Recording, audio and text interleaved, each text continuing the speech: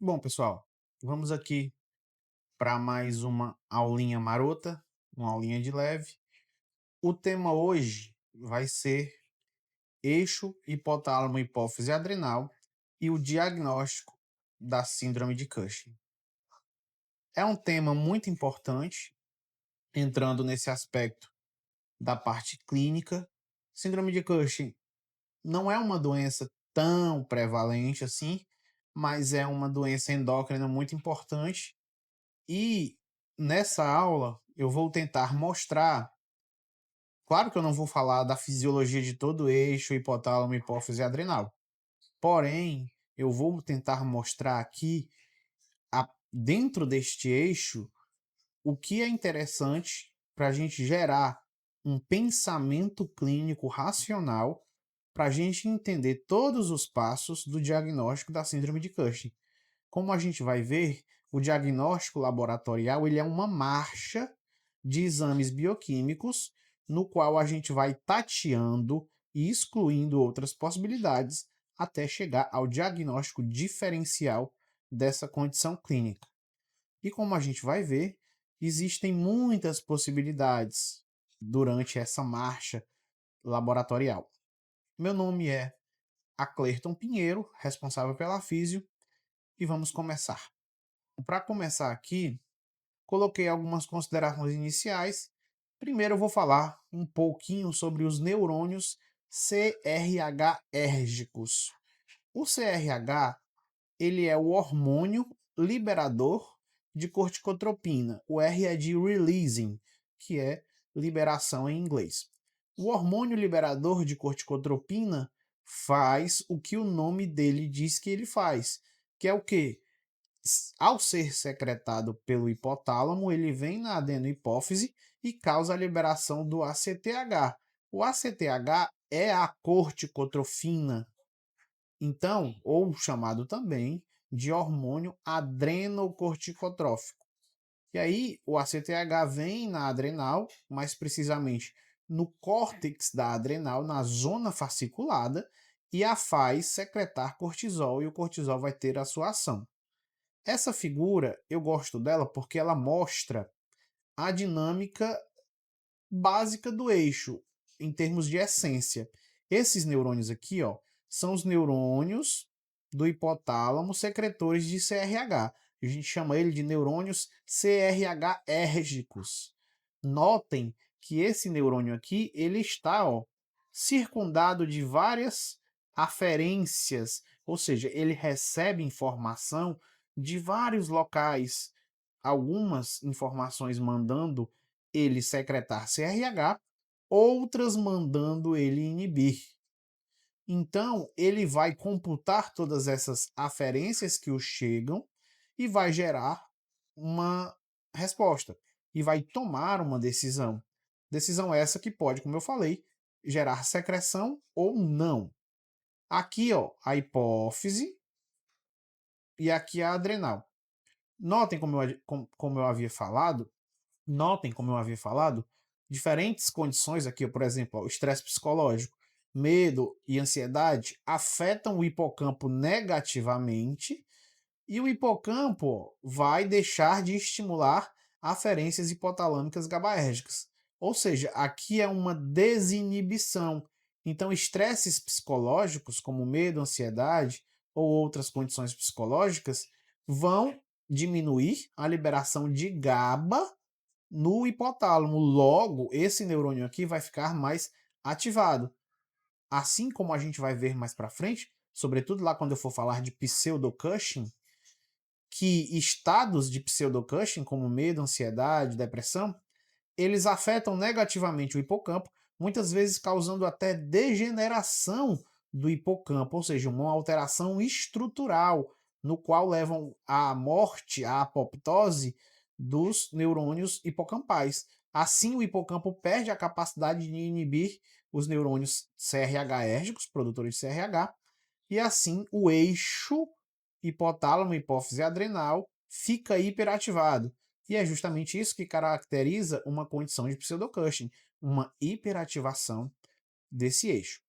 Aqui ó, tem várias outras áreas, o septo lateral, núcleo da estria terminal, área medial, aferências hipotalâmicas glutamatérgicas, ó, órgão subfornical, órgão vasculoso da lâmina terminal, área pré-óptica medial. Essas áreas aqui são reguladas por estresses físicos de cunho hídrico. Então, hemorragias, por exemplo, vão afetar aqui mudanças osmóticas, vão afetar aqui e vão causar a liberação de CRH. Como aqui, ó, estresse físico também, ó, citocinas, como em processos inflamatórios, hipóxia e hemorragias também vão ativar esses neurônios CRHérgicos. A gente pode notar que várias condições que afetam positivamente esses neurônios, ou seja, que estimulam esses neurônios a secretarem o CRH, são condições estressoras, são condições de estresse. Então, esse eixo aqui, ele é muito importante na resposta corporal ao estresse, quer seja ele físico, quer seja ele psicológico.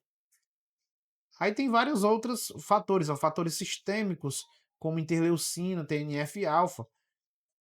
O próprio cortisol, como a gente vai ver, regula negativamente esses neurônios CRHérgicos. Ó. Aqui os receptores de cortisol, esses neurônios, eles expressam receptores de cortisol, eles expressam receptores de ACTH também, expressam receptores de citocinas, então eles são aptos a responder a condições do meio interno, a condições e a níveis de concentração de diferentes mediadores químicos, entre eles o próprio cortisol.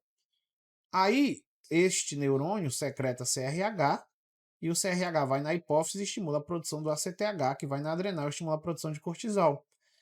Notem também que o AVP, a arginina vasopressina, ou ADH, também causa liberação do ACTH, porque os corticotrofos da hipófise respondem tanto ao CRH quanto ao ADH, porque o ADH também é um hormônio do estresse e logo vai desencadear a liberação última de cortisol. Aqui o eixo novamente, ó, o hipotálamo secreta CRH, o CRH atua nos corticotrofos da adenohipófise, a adenohipófise, por sua vez, vai liberar o hormônio adrenocorticotrófico, o ACTH, e o ACTH vai atuar na zona fasciculada da adrenal, na qual tem as enzimas necessárias para a produção de cortisol. O cortisol vai atuar nos seus tecidos alvos e vai gerar uma resposta. Obviamente, o cortisol também pode voltar aqui e inibir a adenohipófise de produzir ACTH, e o cortisol também pode voltar aqui e inibir o hipotálamo de produzir CRH. A gente chama isso de retroalimentação negativa. Em indivíduos normais, obviamente, ela é normal.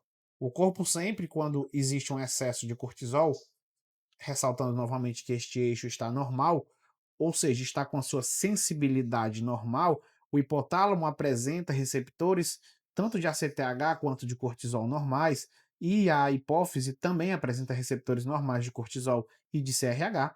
Esse eixo se autorregula por retroalimentação. Se o cortisol estiver em excesso, ele volta e inibe a produção de ACTH e os níveis de cortisol descem e voltam ao normal. E ele faz a mesma coisa atuando no hipotálamo e em relação ao CRH. Então, essa discussão inicial em relação aos neurônios produtores de CRH, chamados de CRHérgicos, era essa. Vamos continuando. Em relação ao cortisol, falar aqui só uma coisinha. Como eu tinha falado, o estresse ativa a liberação de CRH. O ritmo circadiano também. O ritmo circadiano é o nosso ritmo biológico que mede as alterações cíclicas que ocorrem em 24 horas, sobretudo o ciclo sono-vigília. A gente vai ver mais para frente que o cortisol, assim como o CRH, ele tem uma liberação fásica. Em certos horários ele é liberado mais e em certos horários ele é liberado menos. Novamente, o CRH atua liberando a CTH, o ACTH atua liberando o cortisol, e o cortisol tem algumas ações. Ó. Aqui colocou 4 órgãos-alvo. Sistema imune, ele causa imunossupressão. No fígado, ele vai causar gliconeogênese. No músculo, ele vai causar catabolismo de proteínas. E no tecido adiposo, ele tem capacidade de gerar lipólise. Ele gera muitos efeitos anti-inflamatórios, imunossupressores, hiperglicêmicos. Mas o nosso escopo aqui não são as funções do cortisol, então vamos seguir. Começando na parte patológica, origens das disfunções hormonais. Aqui vale para todos os eixos hormonais, obviamente que eu vou falar primeiro do geral e depois eu vou aplicar no eixo hipotálamo, hipófise e adrenal.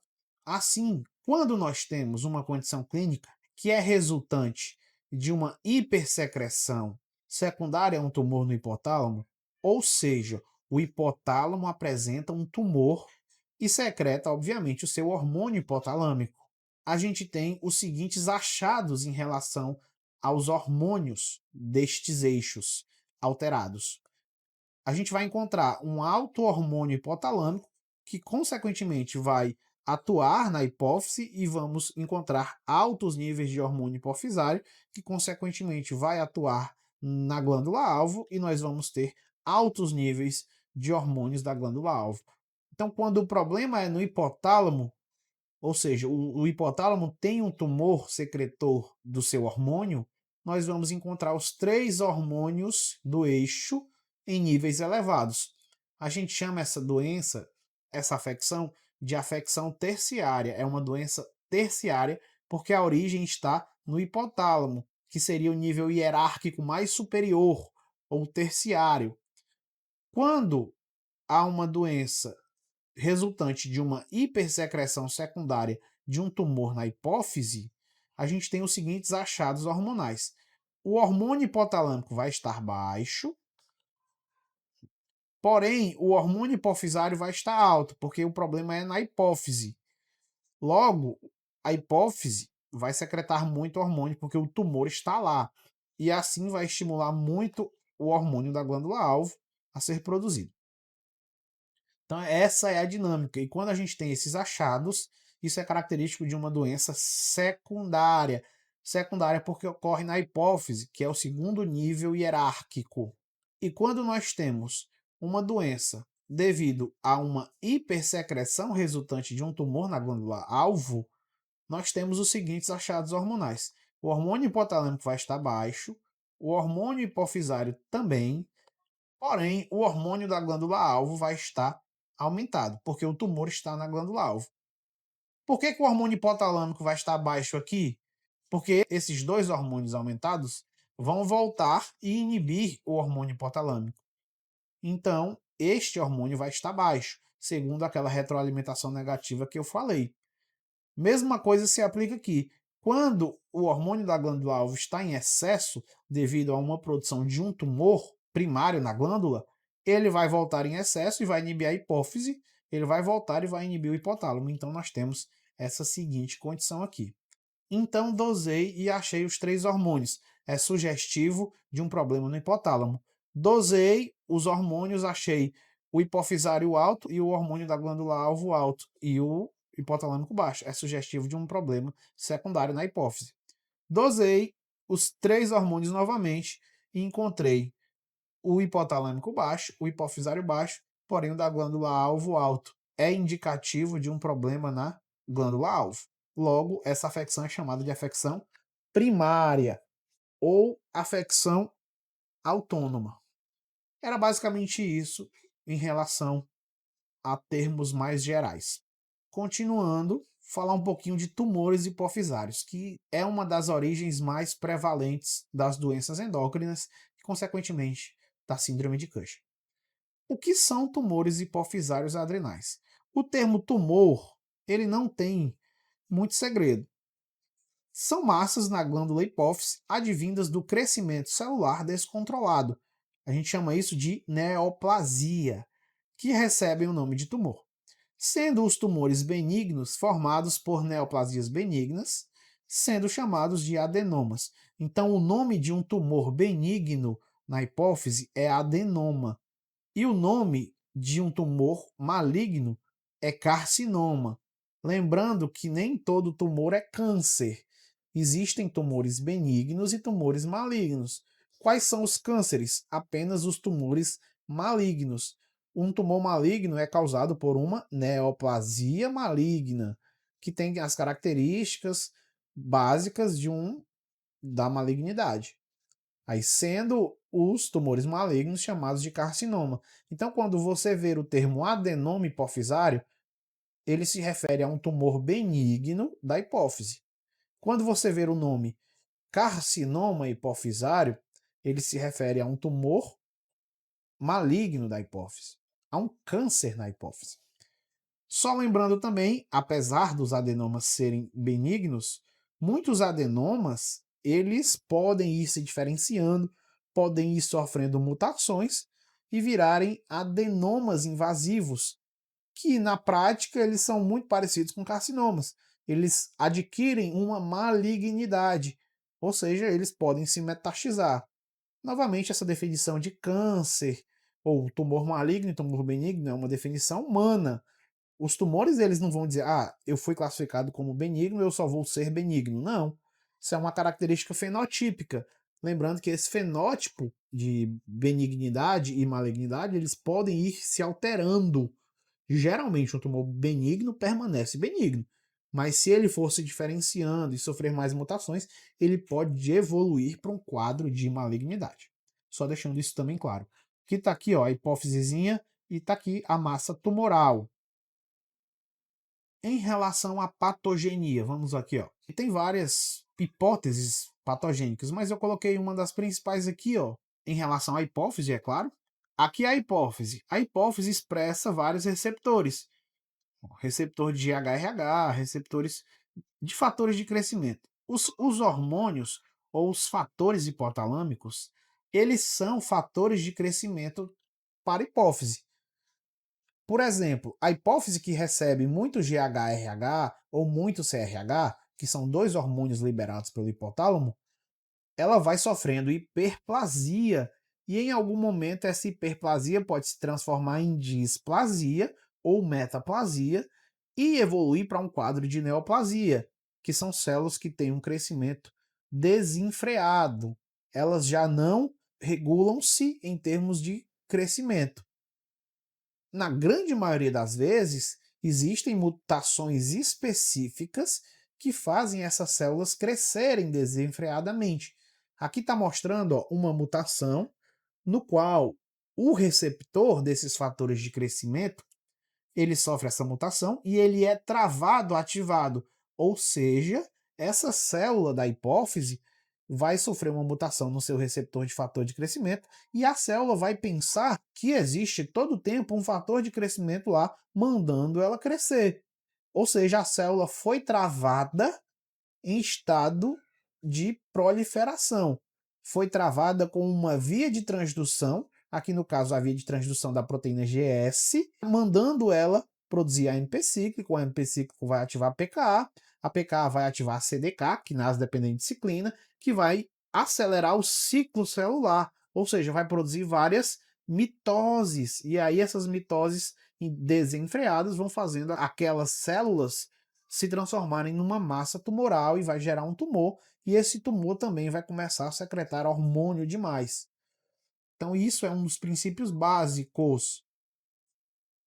Lembrando que não só tem esta maneira de gerar um tumor, só falei uma. Que é só mostrando ó, um exemplo também. Aqui no caso seria um tumor nos somatotrofos, que são as células que produzem GH. Aqui o somatotrofo. Ó. O somatotrofo ele tem receptor de GHRH, ele tem receptor de grelina, que é um outro hormônio que está relacionado muito com a fome e a mobilização das reservas energéticas.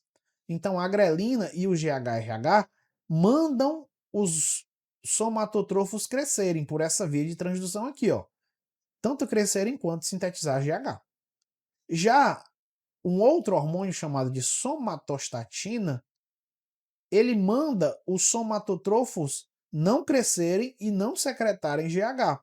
Logo, se os somatotrofos sofrerem alguma mutação que leve a uma hiperativação dessas vias de transdução aqui, as células dos somatotrofos vão ficar travadas, proliferando e sintetizando GH.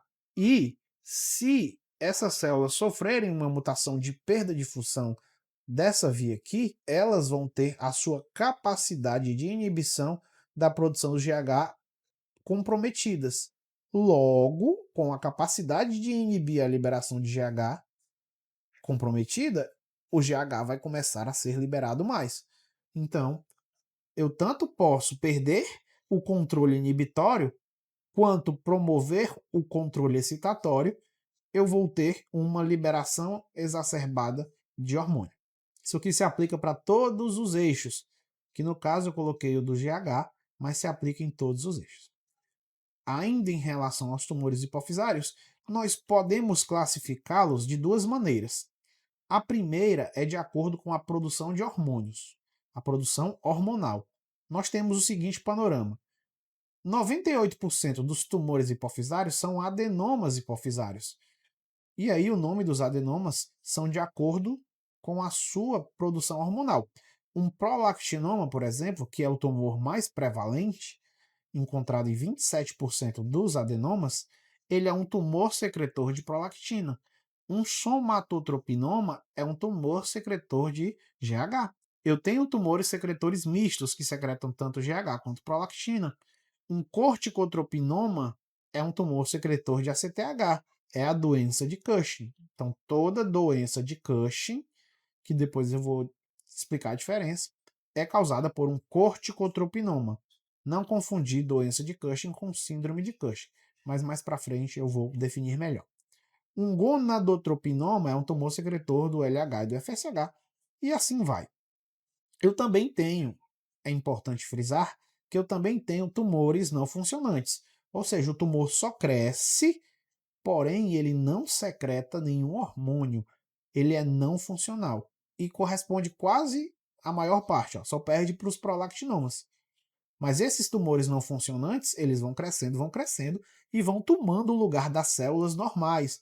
E isso pode evoluir para um quadro de hipopituitarismo, que é quando a hipófise vai perdendo a sua produção hormonal normal. Se ela perder um ou dois, a gente chama só de hipopituitarismo. Quando ela perde mais de 3 hormônios, por exemplo, ela perdeu a secreção da prolactina, ela perdeu a secreção do GH e ela perdeu a produção de ACTH, a gente já chama isso de pan-hipopituitarismo, ou seja, é um hipopituitarismo generalizado. Mas isso só ocorre geralmente com macroadenomas não funcionantes, ou seja, adenomas grandes, mais de 1 centímetro, que não são funcionantes. Obviamente, outros tumores também podem causar, não só um não funcionante vai causar hipopituitarismo. Por exemplo, um corticotropinoma que vai crescendo, crescendo, crescendo, ele pode tomar o lugar das células produtoras de prolactina, dos lactotrofos, pode tomar o lugar das células produtoras de GH, os somatotrofos, pode tomar o lugar das células produtoras de TSH, os tireotrofos, e aí vai evoluindo para um quadro de pan-hipopituitarismo. Eu só falei dos não funcionantes porque eles são mais prevalentes. E existem tumores malignos, os carcinomas, como eu havia falado, e outros tumores metastáticos da hipófise. E tem outros tumores, craniofaringioma, cisto da bolsa de Hadick, mucoceles, que são bem menos prevalentes. Então, quando se pensar em tumor na hipófise, provavelmente é um adenoma hipofisário. E dentro dos adenomas, os mais prevalentes são os microadenomas. O segundo tipo de classificação, a segunda maneira de classificar os tumores hipofisários, é de acordo com o tamanho.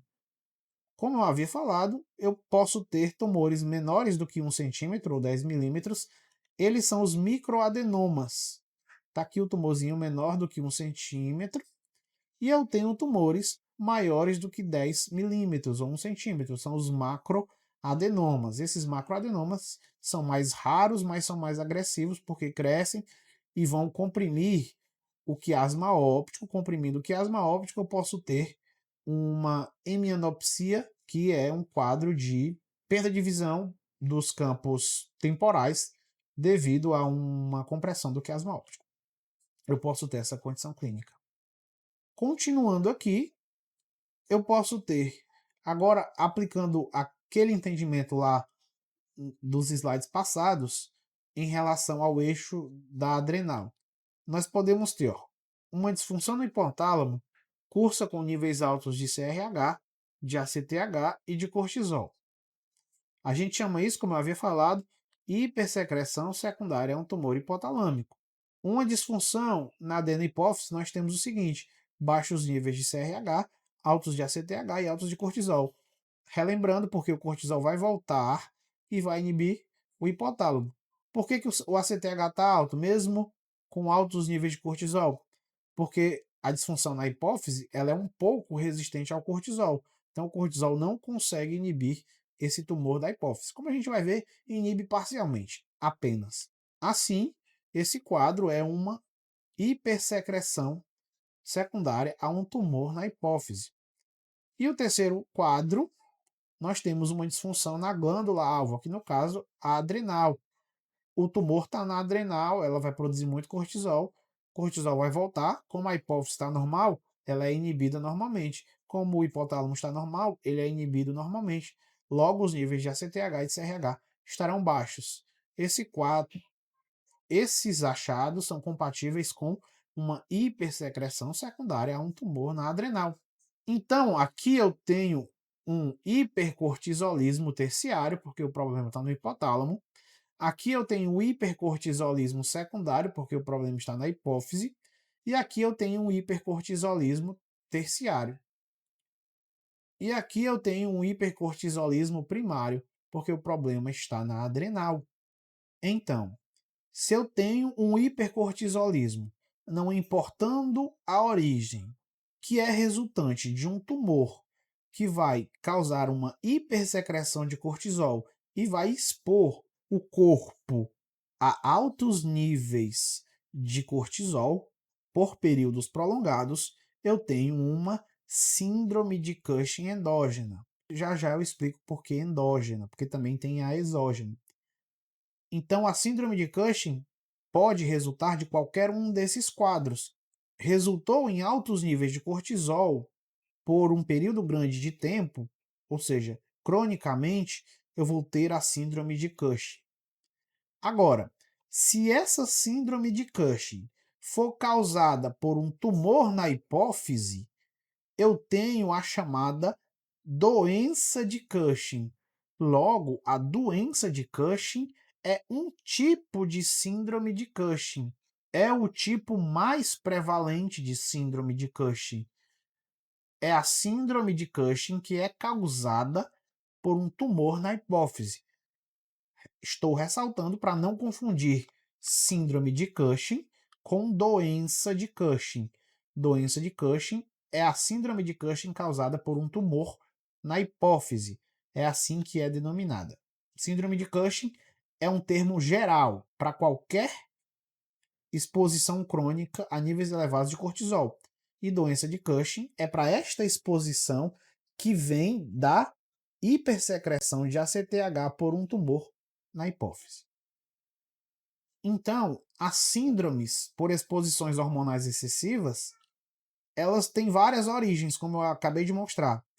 Se eu tenho altos níveis de hormônios hipotalâmico, eu posso ter duas possibilidades. Ou é um tumor hipotalâmico secretor do hormônio, ou é um tumor ectópico. São essas duas possibilidades para uma hipersecreção de hormônio hipotalâmico. Se eu tiver altos níveis de hormônio hipofisário, eu tenho três possibilidades. Ou eu tenho um tumor hipotalâmico, ou eu tenho um tumor hipofisário, ou eu tenho um tumor ectópico.